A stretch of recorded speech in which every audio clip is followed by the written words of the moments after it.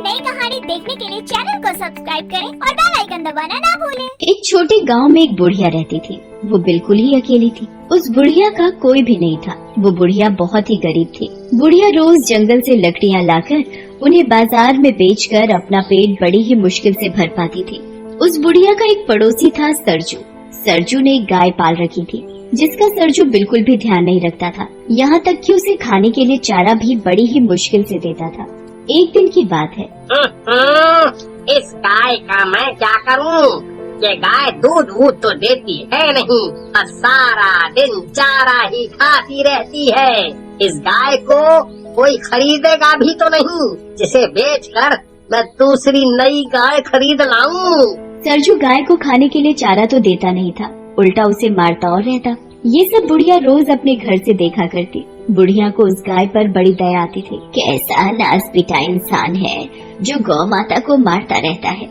ऐसे आदमी को तो नरक में भी जगह नहीं मिलेगी। पाप लगेगा इसे, पाप। जब देखो बेचारी गाय को मारता ही रहता है। एक दिन की बात है। बुढ़िया सरजू के घर के आगे से जा रही थी, तभी उसे गाय के जोर जोर से चिल्लाने की आवाज आई, जिसे सुनकर वो रुक जाती है और वो सरजू के आंगन में झांक कर देखती है। लगता है गाय बहुत भूखी है, तभी इतने जोर जोर से शोर मचा रही है।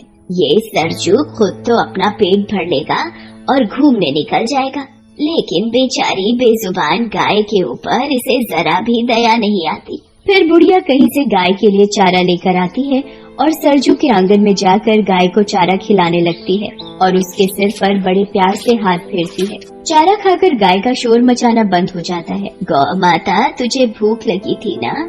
चारा खिलाकर बुढ़िया जैसे ही जाने लगती है तो गौ माता बुढ़िया की साड़ी मुंह में दबा लेती है। गौ माता, अब मुझे जाना होगा। अगर सरजू ने मुझे तेरे साथ देख लिया ना तो सोचेगा मैं गाय चुराने आई हूँ। इससे पहले कि सरजू आए मैं यहाँ से चली जाती हूँ। बुढ़िया को ना चाहते हुए भी वहाँ से जाना पड़ता है और फिर जैसे ही रात होती है, बुढ़िया बेचारी गाय के बारे में सोच सोच कर बड़ी परेशान हो रही थी। फिर पता नहीं कब उस बुढ़िया को नींद आ जाती है और अगली सुबह फिर जैसे ही सुबह होती है, बुढ़िया सीधे सरजू के पास जाती है और उससे कहती है, क्या तू मुझे अपनी गाय बेचेगा? सरजू गाय के बेचने की बात सुनकर अंदर ही अंदर खुश होने लगता है। आज तो लगता है भगवान ने मेरी सुन ली। क्या हुआ सरजू, तू किस सोच में पड़ गया? बता, तू मुझे अपनी गाय बेचेगा? हाँ माँ, क्यों नहीं। तो ठीक है, ये ले अपने पैसे और गाय मुझे दे। एक बात समझ में नहीं आई अम्मा, तुम इस बूढ़ी गाय का करोगी क्या? तुझे तेरी गाय के पैसे मिल गए ना, बस। बुढ़िया सरजू के हाथ में पैसे पकड़ाकर उससे गाय लेकर अपने घर आ जाती है और गाय को अपने आंगन में एक खूंटे से बांध देती है और उसे हरा हरा चारा खिलाती है और बड़े प्यार से गाय को निहारती है जैसे उसे कोई अपना मिल गया हो। और फिर जैसे ही रात होती है, बुढ़िया गाय के आगे चारा डालकर सोने चली जाती है और अगली सुबह बुढ़िया सवेरे जल्दी जल्दी उठकर गाय का गोबर उठाती और फिर गाय के नीचे से साफ सफाई करके उसे नहलाती धुलाती है और फिर उसे खाने के लिए चारा देती है। ले गौ माता, चारा खा। बुढ़िया गाय को अपने हाथों से चारा खिलाती है। बुढ़िया के पास खुद के लिए खाने को होता या ना होता, पर वो गाय के लिए हमेशा समय से चारा खिलाती और उसकी खूब सेवा करती। वो गाय को जरा भी तकलीफ नहीं होने देती। बुढ़िया रोज रात को सोने से पहले उसे चारा देना नहीं भूलती थी। गाय भी बुढ़िया से बड़ी खुश होती। बुढ़िया की गाय अब पहले से ठीक हो चुकी थी। एक रात बुढ़िया गाय को चारा देकर सोने चली जाती है और जब वो सुबह उठती है और गाय के पास जाती है तो बुढ़िया के तो होश उड़ जाते हैं। ये क्या? गाय ने सोने का गोबर किया? क्योंकि वो गाय कोई मामूली गाय नहीं थी, एक जादुई गाय थी जो सोने का गोबर देती थी। फिर वो बुढ़िया चुपचाप गाय के नीचे से सारा सोने का गोबर उठाकर अपने कमरे में ले जाती है। अरे वाह, गौ माता ने मुझे सोने का गोबर दिया, इससे तो मैं गौ माता के लिए और भी चारा खरीद सकूंगी। फिर वो बुढ़िया सोने का गोबर बाजार में बेचकर गाय के लिए एक सुंदर घंटी खरीदती है और अपने और गाय के लिए बहुत सारा खाना खरीदती है। फिर बुढ़िया अपनी गाय को भी बढ़िया चारा खिलाती और खुद भी पेट भर खाना खाती है। भगवान तेरा बहुत बहुत धन्यवाद इस लाचार बेसहारा बुढ़िया की मदद करने के लिए। फिर जैसे ही शाम होती है, बुढ़िया हमेशा की तरह गाय को चारा देकर सोने चली जाती है और जैसे ही सुबह होती है बुढ़िया जल्दी उठकर गाय के पास जाती है तो देखती है, अरे ये क्या, गौ माता सोने का गोबर दे रही है। मैं इसे टोकरी में भर लेती हूँ और जल्दी से अंदर कमरे में ले जाती हूँ। फिर बुढ़िया गाय के नीचे से सारा सोने का गोबर एक टोकरे में भरकर कमरे में ले जाती है। ये गौ माता तो मेरे लिए वरदान है, वरदान। मैं इसे कल सुबह ही बाजार में बेच आऊंगी। फिर वो बुढ़िया उस गोबर को बाजार में ले जाकर बेच आती है और उन पैसों से अपने लिए बढ़िया सा घर और अपनी सुख सुविधाओं का सामान खरीदती है। अब बुढ़िया को किसी चीज की कोई कमी नहीं थी। अब बुढ़िया धीरे धीरे बहुत अमीर हो गई थी। अब तो बुढ़िया एक बहुत ही बड़े आलीशान घर में रहने लगी थी। उसके पास नौकर चाकर की कोई कमी नहीं थी। बुढ़िया ऐशो आराम की जिंदगी जी रही थी। बुढ़िया को अमीर होता देख सरजू सोच में पड़ जाता है। समझ में नहीं आता, ये बुढ़िया इतनी जल्दी अमीर कैसे बन गई, जैसे इसके हाथ कोई बहुत बड़ा खजाना लग गया हो।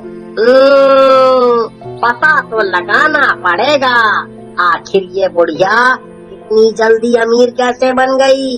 फिर सरजू पता लगाने के लिए बुढ़िया के आंगन में पेड़ के पीछे छिपकर रात होने का इंतजार करने लगता है। फिर जैसे ही सुबह होने वाली होती है तो सरजू देखता है कि गाय सोने का गोबर दे रही है।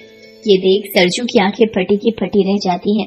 अरे दादा रे दादा, ये गाय तो सोने का गोबर दे रही है। अच्छा, तो अब समझ आया ये बुढ़िया इतनी जल्दी अमीर कैसे बन गई। गाय को सोने का गोबर देते देख सरजू सोचने लगता है, इस बुढ़िया के उठने से पहले मैं गाय के नीचे से सारे का सारा सोने का गोबर उठाकर घर ले जाता हूँ, बुढ़िया को पता ही नहीं चलेगा। फिर जैसे ही सरजू गाय के नीचे से गोबर उठाने लगता है तो गाय एक जोर की लात सरजू को मारती है और मन ही मन कहती है, गोबर लेगा, तेरे तो नसीब में गोबर ही गोबर है। सरजू गाय के नीचे से सोने का गोबर उठाने की लाख कोशिश करता है पर वो सोने का गोबर नहीं उठा पाता। इतने में ही बुढ़िया को आता देख सरजू छिप जाता है। बुढ़िया गाय के नीचे से बड़े आराम से सारा सोने का गोबर उठाकर अंदर कमरे में ले जाती है। अरे इस गाय ने तो इस बुढ़िया को कुछ कहा भी नहीं। अगर मैं इस गाय का सोने का गोबर नहीं ले सकता तो इस बुढ़िया को भी नहीं लेने दूंगा। और अगले दिन जैसे ही सुबह होती है सरजू सरपंच के पास पहुंच जाता है और बुढ़िया के पास सोने का गोबर देने वाली गाय है के बारे में सरपंच को बताता है। क्या गाय सोने का गोबर देती है? ऐसा कैसे हो सकता है? सरपंच जी, मेरी बात का यकीन करो, मैंने खुद अपनी आँखों से गाय को सोने का गोबर देते हुए देखा है। सोने का गोबर देने वाली गाय के बारे में सुनकर अब तो सरपंच के मन में भी लालच आ जाता है और वो बुढ़िया से गाय लेने के बारे में सोचने लगता है। अगर ऐसी बात है तो मैं तुम्हें माला माल कर दूंगा। तुम मुझे अभी के अभी उस बुढ़िया के पास ले चलो। बूढ़ी अम्मा, मुझे तुम्हारी गाय खरीदनी है। ये सुनकर तो बुढ़िया के पैरों से जमीन खिसक जाती है। पर मुझे अपनी गाय नहीं बेचनी। सरपंच बुढ़िया के हाथ में बहुत सारे पैसों की थैली पकड़ाकर उससे जबरदस्ती गाय खरीदकर अपने घर ले जाता है और उसे अपने कमरे में बांध देता है। ये देख सरपंच की पत्नी सरपंच से पूछती है, मुझे एक बात समझ नहीं आई कि इस गाय को आपने हमारे कमरे में क्यों बांध रखा है? अरे भगवान, ये कोई मामूली गाय नहीं है, सोने का गोबर देने वाली गाय है। भला गाय भी सोने का गोबर देती है? मुझे तो तुम्हारी बात पर जरा भी यकीन नहीं है। जब ये गाय सुबह सोने का गोबर करेगी तब तो यकीन करोगी। उधर बेचारी बुढ़िया अपनी गाय को याद कर कर के रोए जा रही थी। मेरी गाय, हाय रे मेरी गाय, मैं मेरी गाय के बिना कैसे रहूंगी? वो ही तो मेरे जीने का एक सहारा थी। बुढ़िया गाय को याद करके सो जाती है। उधर सरपंच की खुशी का ठिकाना नहीं था। सरपंच गाय को खूब सारा चारा खिलाता है जिससे कि गाय खूब सारा सोने का गोबर दे सके। फिर थोड़ी ही देर बाद सरपंच और उसकी पत्नी सो जाते हैं और जैसे ही सुबह होती है सरपंच की पत्नी सरपंच को उठाते हुए कहती है, ए जी उठो ना, देखो ना कितनी बदबू आ रही है, जैसे गाय ने गोबर कर रखा हो। ये क्या गोबर? गाय ने तो सोने का गोबर दिया ही नहीं। सरपंच सरजू की खूब धुलाई करता है और वापस गाय बुढ़िया को दे आता है। बुढ़िया गाय को वापस पाकर बड़ी खुश होती है और उसके गले लग जाती है।